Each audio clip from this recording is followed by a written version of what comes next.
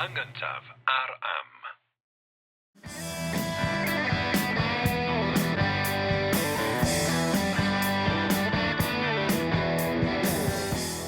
Helo, symai. Jerry Hunter dwi. A Richard Wyn Jones ydw i, a da chi'n gwylio neu'n gwrando ar bodlediad yr hen iaith. Podlediad lle mae yna Americanwr o Cincinnati, Ohio, yn ceisio addysgu rhywfaint ar Gymro o emynydd yn Ynys Môn ynglŷn â cyfoeth llenyddiaeth i iaith ei hun. Da ni ar gael drwy'r holl ffrydiau podlediadau, da ni ar gael ar YouTube, lle mae modd yn gwylio ni hefyd yn y stiwdio hyfryd yma yng Nghaerdydd a Jerry ym Mhen y Groes, a da ni ar gael yn gyntaf bob tro ar am. A da ni yn y drydydd gyfres, a da ni newydd fod yn treulio dipyn amser yn trafod Williams Pantycelyn, Williams bia'r emyn.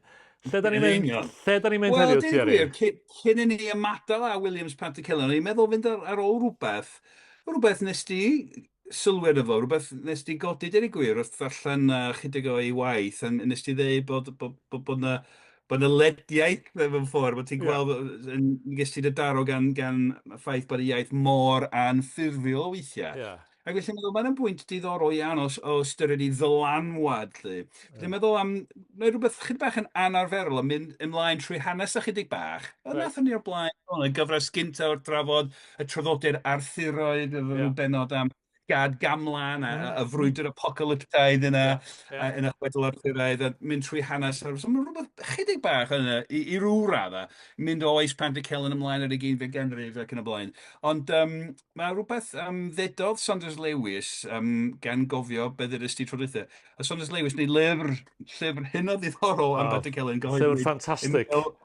Mae'n ddiddorol iawn, mae'n athrolithgar ac eto mae'n rhaid ffyrdd ellyn sylfaenol anghywir hefyd. Mae'n wir, mae'n ddiddorol. Na ni drafod hynny eto. Ond yn y llyfr hwnnw, gyhoeddwyd yn 1927, ddedodd hyn am iaith Pantycelyn, hwyrach gan arallirio beth ddedys ti bod ti'n gweld lledgaeth yna. Nath o ddeud, ni pharchai eiriau o gwbl, ond i darnio a'i hanafu. Dyna Saunders Lewis iaith. Dyma Pantycelyn yn amharchu iaith, yn darnio, yn chwalu, yn anafu iaith. Ac mae ysgolheigion eraill wedi dweud yr un peth. Pobl sydd yn amlwg yn gwerthfawrogi gwaith Pantycelyn, lle da. Ond dedodd Branwen Jarvis am iaith Pantycelyn mewn ysgrif Saesneg, yn dweud Pantycelyn who was careless of mere words and ddiolfal ynghylch iaith o da. A mae'n ddiddorol, ac hynny, dyn ni wedi nodi rhai enghreifftiau yn y penod ddwytha, mae'n bosib mynd trwy waith a gweld enghreifftiau o'r llediaeth yna, anafu geiriau hwyrach. Ond, Jerry, i ba radda mae rwy'n yn egluro hynny, just o safbwynt be oedd y defnydd a fwriedwyd ar gyfer y lenyddiaeth. Felly, oedden ni'n trafod yn cyfres 2 oedd hi ar dyneiddwyr a'r holl ymdrech mae ddyrchafu'r Gymraeg ag ati. Ond mae o'n delio hefo cynulleidfa sydd am o'n i yn uniaeth Gymraeg. Fydda rhan fwyaf o bobl sydd yn ymwneud â'i lenyddiaeth o'n uniaeth Gymraeg ar y pwynt yma. Mi sgwynedd o beth am Saesneg hefyd. Ond dwi'n siarad am ei ddefnydd o'r i lediaeth o'r Cymraeg, right? So mae'n trio cyfathrebu neges ysbrydol i gynulleidfa uniaeth Gymraeg. Diolch yn poeni ynglyn â dyrchafu safon yr iaith yn byd, achos mae'n gallu cymryd yn ganiataol bod pawb sydd o'r amgylch o yn medru'r iaith. Felly, mae o'n darnio'r geiriau, achos mae o'n chwilio am ffordd o fynegu'r y profiad ysbrydol a trio perswadio bobl i gael profiad ysbrydol tebyg iddo fo yn y pen draw. Di hynna'n neud rhywbeth o synwyr? Yndi, tad, yndi. Y teimlad, y profiad, y neges sy'n bwysig, nid yr iaith. Ond eto, mae dal yn mynd yn groes y graen pan ydyn meddwl am fardd sydd yn trin iaith, rhywun sy'n trin iaith yn ofalus, geiriau yw deunydd crau bar, ynddo. A mae'n diddorol, a mae'n wahanol iawn i rai o feirdd eraill yr un cyfnod, ynddo. Felly mae'n rhywbeth diddorol ofnadwy. Ond beth a nid canfyddiad cyfoes yn unig mo hyn. Dwi'n rhoi dyfyniad bach i chdi, rhywbeth sgwennodd Thomas Jones o Ddinbach yn y flwyddyn 1791, sef blwyddyn marwolaeth Pantycelyn. Felly rwy'n oedd yn gyfoeswr, dedodd o am Pantycelyn a iaith. Na'i'n trio wneud acen Sir Ddinbach, ond gewch chi drio dychmygu hyn. Mae'n amlwg fod Mr Williams yn brydydd o naturiaeth, Ond yn ei ganiadau, nid ymestynnodd am gywreinrwydd y gelfyddyd. Mae'n ddrwg iawn gen i. Nid ymestynnodd am gywreinrwydd y gelfyddyd. Dwi'n mynd darllen yn gywrain iawn, ond dwi'n meddwl bod bobl yn deall y pwynt, ie. Ie, wel, yn union. So, a gyda llaw, mi oedd Thomas Jones, oedd un bach ei hun yn weinidog Methodistaidd, amlwg bod o'n parchu Pantycelyn ei waith yn fawr iawn, ynddo. Ond yn dyn, yn ddiddorol dyn, wrth y wedyn o bosib, yn dweud bod Pantycelyn yn fardd o naturiaeth, yn fardd naturiol yn iaith ni heddiw. Ond eto, doedd o ddim yn trio ysgrifennu mewn ffordd gain, mewn ffordd gelfydd yna. Ie. Mae'r tinc berniadol yn amlwg ac yn felly ddim ysgoi am yna, lle. Mae'n reit un oes ar ddiwedd oes Pantycelyn ei hun, da. Mae'r elfen o'r gollfarn yn amlwg am yna, dydy, bendant. A rhywbeth da ni wedi gweld heddiw. A wedyn symud ymlaen am rhyw chwarter canrif mewn ffordd, rhywbeth dyn oedd yn hynod bwysig o ran cyhoeddi llenyddiaeth y Methodistiaid yng Nghymru, Thomas Charles o'r Bala, rhywbeth sgwennodd o yn y flwyddyn 1813, ynddo. Mae'n ddiddorol o styrir bod Thomas Charles wrth i'n gyhoeddi, fodd y cynta i gyhoeddi gwaith Ann Griffiths er enghraifft, oedd yn gwneud lot o ran darparu Methodistiaid Cymraeg a isadeiledd lenyddol trwy gyhoeddi. Felly dyma ddedodd o yn 1813 am iaith Pantycelyn a arddull Pantycelyn fel bardd. Nid astudiodd mawr ar gynghanedd prydyddawl y Cymru.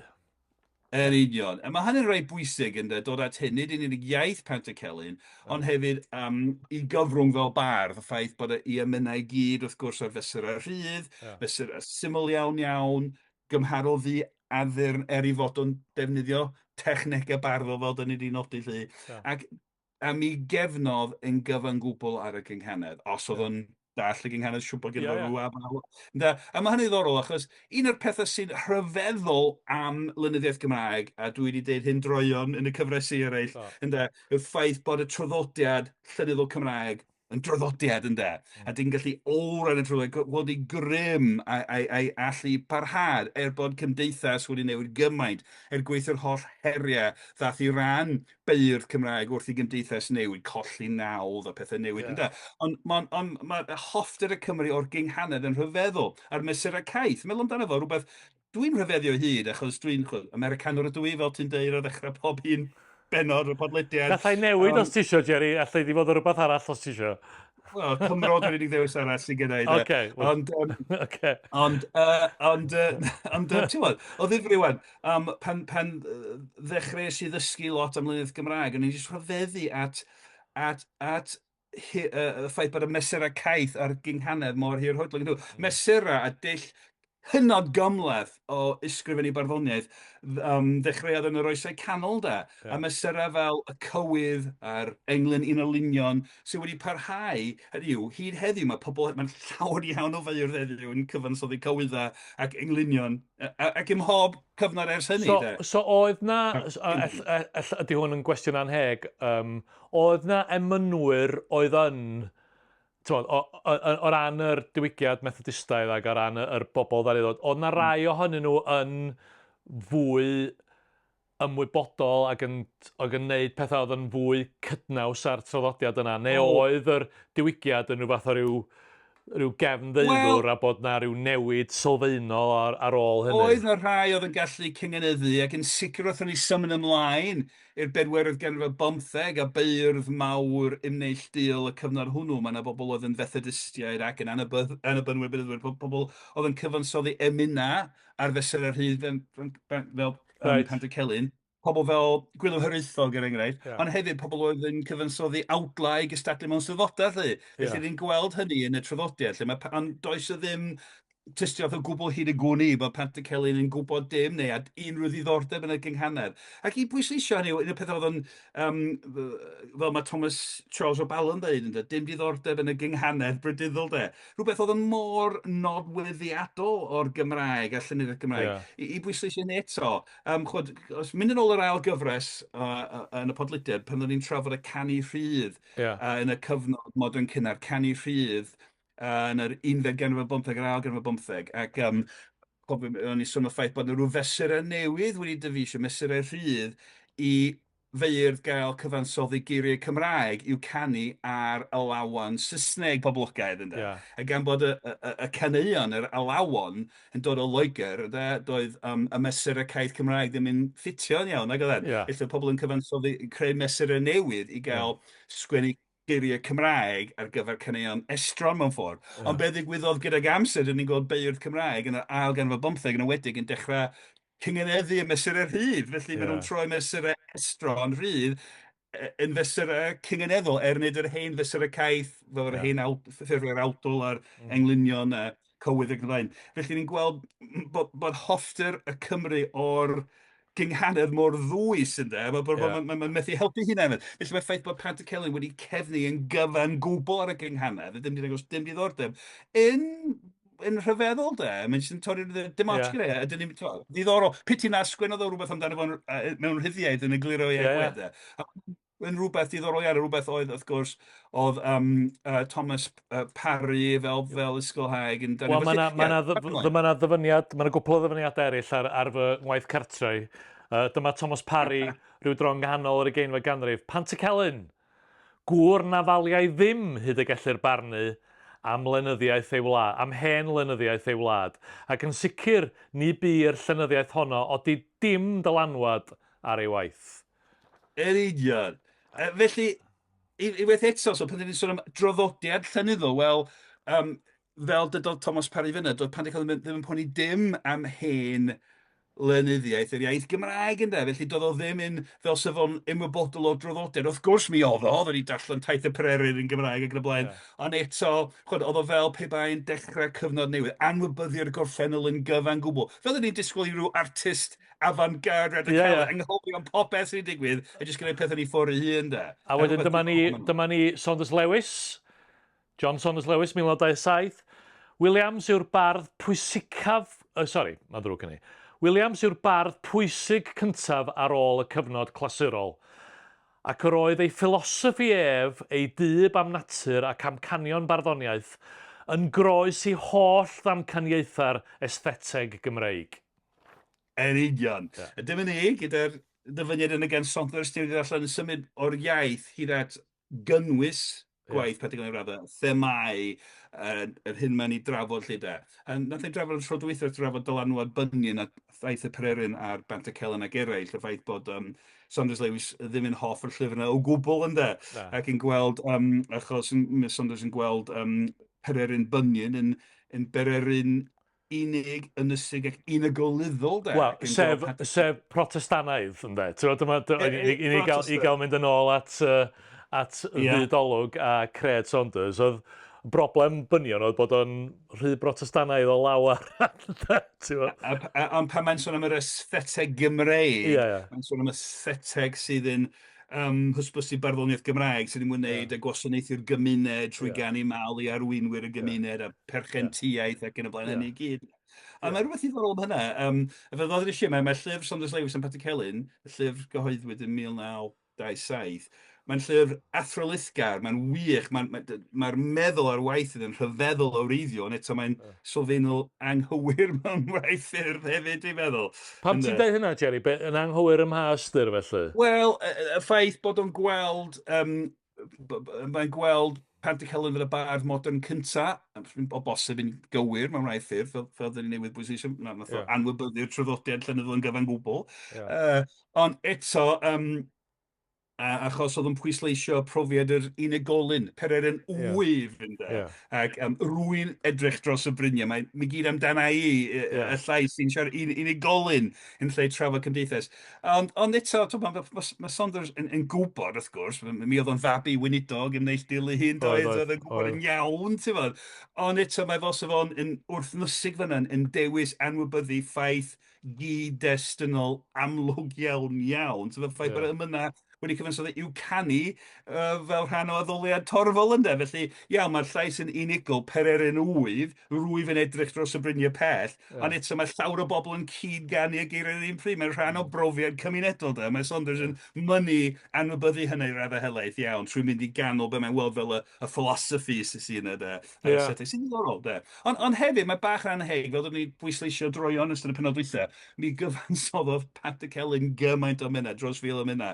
Ac bod llawer iawn yn canoli ar y profiad personol, teimladau personol, y pereryn unig, pereryn wyf ac yn y blaen. Eto, mae'r rhai sydd yn y person cyndythiosog. Mae gen fo rai sy'n annerch pobl eraill mewn ymunna. Chwi yr union, mae'n deud o ddechrau i ddim er enghraifft ynde. So mae'r bethau hefyd, lle mae Saunders yn sylfaenol, mae Saunders yn dewis effeithiau er mwyn adeiladu ddadl, mae bach o ddyn gwell i raddau, bod yna bethau gwych iawn. Ac hefyd, mae'n dal i ddod lawr o ddewel Pantycelyn yw'r bardd modern cynta, y bardd rhamantaidd cynta yng Nghymru o bosib, sy'n ail ddiffinio, so dyn ni'n diffinio rhamantiaeth i raddol, gyda'r holl bwyslais a'r deimlad ac yn y blaen. Felly, dyna eto, dwi'n hoff iawn o lawer o waith Saunders, a mae'r llyfr mae'n wych, a dwi'n mwynhau llyfr yna, bob dwi'n ei ddarllen o, ond mae'n y bethau sylfaenol anghywir. Am resymau idealegol Saunders yn hyn wrth gwrs. Ie, wel, gawn ni ddychwelyd at Saunders Lewis yn nghyfres 5 neu 6 neu 7 o'r hen iaith. 4, dwi'n meddwl. O, 4, oce. 4, oce, ella. Oce, beth bynnag, gawn ni... Mae ddrwg yn am arwain ar gyfeiliad yma. Felly, ia, so mae'r syniad ma fod o ddim wedi bod â diddordeb, ddim wedi parchu'r traddodiad barddonol Cymreig a Chymraeg a wedi gwneud rhywbeth gwbl newydd, yn amlwg yn hen gwyn os lici di, ers blwyddyn i farw os nad cyn hynny felly. I'r union, a rhai bod pobl eraill. Yn wrth gwrs, dyn ni'n gwybod bod, hynny yw, dyn ni wedi bod yn sôn am dwf Methodistiaeth, grym y dylanwad cynyddol y diwygiad Methodistiaeth trwy gydol y 19fed ganrif, a mae'r mentrwm yn parhau, wrth gwrs, y ganrif ganlynol wedyn mewn ffordd fawr. Ond wrth gwrs, doedd Cymru ddim yn unffurf o bell ffordd ynddo. Mi oedd 'na lawer o eglwyswyr o hyd cyn hir, yn ei gefnir y Methodistau yma, mynd i drafod eglwyswyr oedd yn cyfansoddi baledi a antelwtia, a pobl yn cysau Methodistiaid. Pobl yn cyfeirio atyn nhw fel y Methodistiaid gwallgo. A ni drafod hefyd cylch arall o feidd y llanorion, Morisiaid Môn a'i ffrindiau oedd yn eglwyswyr ac yn arddo cysyniadau gwahanol iawn o ran barddoniaeth a swyddogaeth a natur barddoniaeth. Pan ni'n meddwl am gerddi caeth, caen iawn, Gronwy Owen oedd yn rhan o gylch y Morisiaid.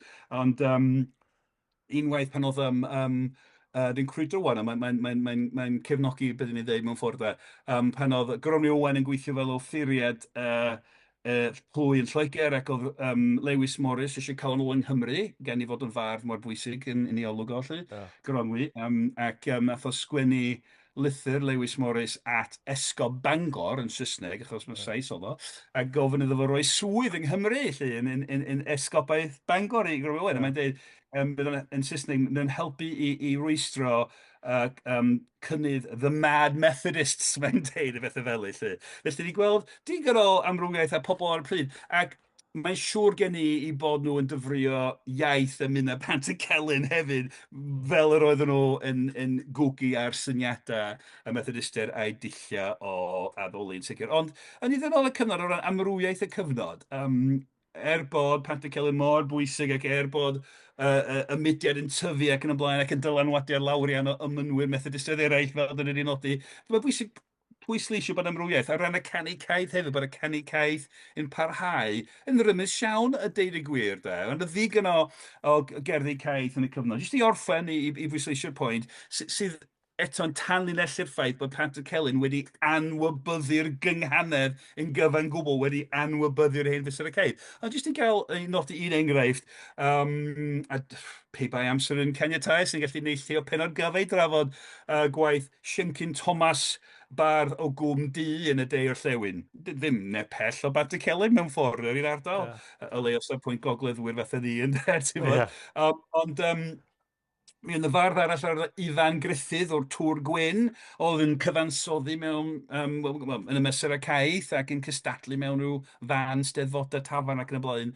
Ond pan fu farw Ifan Gruffydd yn y flwyddyn 1734, felly flwyddyn yn unig cyn i Hywel Harris gael ei droedigaeth, 2 blynedd cyn i Pantycelyn yn gael ei droedigaeth, yn y cyfnod pan oedd y diwygiad Methodistaidd yn dechrau tanio. Felly, mi gyfansoddodd Siemcyn Thomas o Gwm Du, fawrnad i Ifan Gruffydd, Ac mae'n fawr na, mae'n gywydd, felly yn yr hen fesurau mae'n fawr na'r hyfryd, mae'n arddangos rhai o'r nodweddion dyn ni'n gweld mewn cywydd y mawrnad o'r oesau canol a'r unfed ganrif ar 15 ac yn y blaen. Ond eto, mae'n wreiddiol iawn iawn, mae'n hyfryd, ac mae'n gwplau gwych, mae'n trafod gwaith y bardd marw, a mae'n deud mewn cwplau gosodau fel gwes, sidan, blethiadau, glymiadau glân, a rhywbeth y felly de, ti'n bod.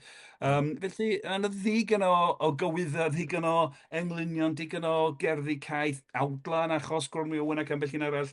Felly, mae'r ffaith bod grym y gynghanedd yr hen fesurau caeth yn parhau, efo beirdd Cymraeg yn parhau, i ddefnyddio'r hen gyfryngau cymleth hynna i gynhyrchu. Yn wrth bwynt, mae'n dangos mor wahanol oedd Pantycelyn wrth anwybyddu hynna'n gyfan gwbl. Ie, ac am hynny mae'n tanlinellu bod yr anwybyddu'n fwriadol yn dydy. O ie, hollol.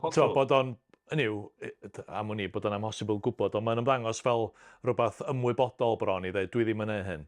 Ie, hollol. Gyda syniad clir iawn iawn o ran y math o fesur syml oedd eisiau gyfer emynydd i'w ganu. Ac dwi'n siŵr os nathon ni cael cyfle i drafod hyn, fel dwi'n deud o hyd, dwi'n grysynu o hyd, ni'n anwybyddu gymaint o lynyddiaeth, achos mae'n gymaint i drafod. Os ti'n mynd yn ôl i oes y tuduriaid a dadeni disg, nad oedd neb yn defnyddio'r ymadrodd yn Gymraeg ar y pryd, yn yr 11 pan oedd y Beibl yn cael ei gyfieithu i'r Gymraeg, o ran y salmau sy'n yr Hen Testament, wrth gwrs mae'r salmau yn ganeuon crefyddol i'w canu.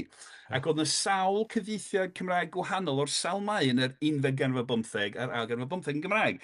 Nifer o feirdd mawr yr oes wedi mynd ati i Gymreigio, i gyfieithu'r salmau i'r Gymraeg. Rhaid diddorol, Edmund Pris, fi wrthi yn Imryson a William Cynwell, os ni'n cofio hynna. Thomas Middleton, Captain Llong, a Bardd, Sean T. Nifer ohonyn nhw. Ond mae'r cyfieithiadau gyd yn wahanol iawn iawn. Ac wrth gwrs, ydyn nhw'n ceisio creu fersiynau Cymraeg o'r soma ar gyfer pobl i'w canu yn yr eglwys mewn ffordd. Felly yna rhywbeth ymarferol tu ôl i hynny hefyd. Ni'n gweld salmau can yn cael ei gyhoeddi yn y salmau gan Edmund Pris. Ond beth sy'n ddiddorol, os ydych chi'n cymerio'r holl gyfieithiadau Cymraeg o'r salmau, mae'n bwnc ymchwil diddorol nadwy. Mae'r beirdd yn mynd ati mewn ffyrdd gwahanol iawn iawn. Mae'r rhai yn defnyddio mesurau rhydd yn trio bod yn agosach at y mesur yn yr Hebreu greiddiol ac yn y blaen. A mae'r rhai yn defnyddio hen fesurau caeth y Cymru, cywydd y mesurau caeth eraill, wrth gyfieithu'r salmau. Felly, mae'n rhyw fath o, dwi'n eisiau dweud, dylechdir ella tyndar tensiwn neu gwestiwn oedd i fewn i'r traddodiad barddol Cymraeg, pa fath o fesur, ar lefel ffurfiol iawn, pa fath o fesur barddonol sy'n addas ar gyfer caneuon i'w canu mewn addoliad crefyddol. Mae'n mynd yn ôl yr 11 o leiad. Hwrach, mynd ôl yr oesau canol, dyn ni'n gweld Dafydd ap Gwilym yn yr oesau canol yn lladd ar y brawd llwyd ac yn ei ddychanu fo trwy ddefnyddio mesur di-gynghanedd. Hwrach yn dweud, wel, dych chi y brodyr yn crwydro o gwmpas yn canu cerddi di-gynghanedd i ddysgu gwersi crefyddol. Felly, dyn ni'n gweld olion hyn yn yr oesau canol, yr ymrafal y hyn a gwahanol farnau am hyn. Ond yn yr 11 mae'n ar ail ganrif ar 15 wedyn, mae'n ffordd, mae'n beth mawr wrth pan oedd y Beibl wrth gwrs yn cael ei gyfieithu gyhoeddi'n Gymraeg, mi oedd beirdd yn mynd ati i gyfieithu'r salmau. Mae'r salmau wrth gwrs yn ganeuon crefyddol, yn yr Hen Testament ydan, wrth gwrs mae'r salmau yna yn Meibl William Morgan ac yn y blaen, ond mi oedd gwahanol feirdd yn yr 11 a'r ail ganrif ar 15 yw'n ati ar ei liwt ei hunain i gyfieithu'r salmau mewn gwahanol ffyrdd. A dyna sy'n ddiddorol, os ydych chi'n cymharu'r holl gyfieithiadau Cymraeg o'r salmau yn y cyfnod modern cynnar, maen nhw'n amrywiol yn fawr. Mae rhai beirdd yn defnyddio mesurau rhydd, rhai'n ceisio bod yn agosach at y mesurau yn yr Hebreu greiddiol yr Hen Testament, a mi oedd rhai beirdd yn ati i ddefnyddio mesurau caeth, yr hen fesurau cyngeneddol Cymraeg dros i'r salmau. Felly, mi oedd pobl yn ceisio dychmygu beth yw'r ffordd ora i gael fersiwn Cymraeg o salm i'w chanu fel rhan o wasanaeth mewn eglwys. Felly mae beirdd wedi bod yn ymrafol hyn ers canrifoedd. A wedyn, dyn ni'n cyrraedd Pantycelyn ac fel di bod siomi oedd beirdd dal wrth i'n defnyddio'r gynghanedd o rhai o'r hen fysur y caeth, oedd rhai'n cyfansoddi cerddi crefyddol iawn, ond dyma Pantycelyn fel dŵad Thomas Parry a Saunders Lewis yn cefnu yn gyfan gwbl ar y gynghanedd, a'r holl draddodiad hwnnw i ddechrau rhywbeth newydd, rhywbeth ffres, rhywbeth i helpu hyrwyddo'r mudiad newydd oedd yn rhan ohono. Felly mae'n bennod diddorol o ran hanes datblygiad barddoniaeth Gymraeg yn gyffredinol, dwi'n meddwl. Diolch Jerry, o hwnna wir yn ddifyr iawn ac yn ffordd am hwn a dyma'r bennod ddiwetha am Williams Pantycelyn, ond yn ffordd ddiddorol iawn o'i gloi. Felly diolch yn fawr iawn i ti am hynny. Diolch i Richard Martin sy'n recordio ac yn gwneud rhyw ddewiniaeth y tu ôl y llenni a lleogi i chi wrando a gwylio hyn i gyd. Da ni'n gwerthorogi'n fawr os da chi'n rhoi gwybod i bobl am fodolaeth podlediad yr hen iaith, achos does gennym ni ddim modd o wneud hynny ein hunain. Lle chi ddweud wrth bobl bod ni ar gael drwy'r holl ffrydiau podlediadau. Da ni ar gael ar YouTube, lle mae modd yn gwylio ni hefyd, a da ni ar gael yn gyntaf ar am.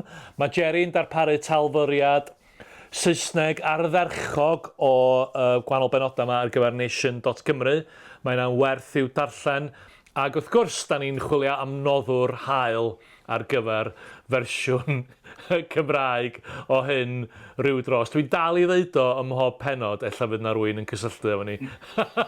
Felly, gyda hynny, diolch i chi am wrando a welwn i chi'n fuan iawn. Hwyl am y tro. Hwyl am.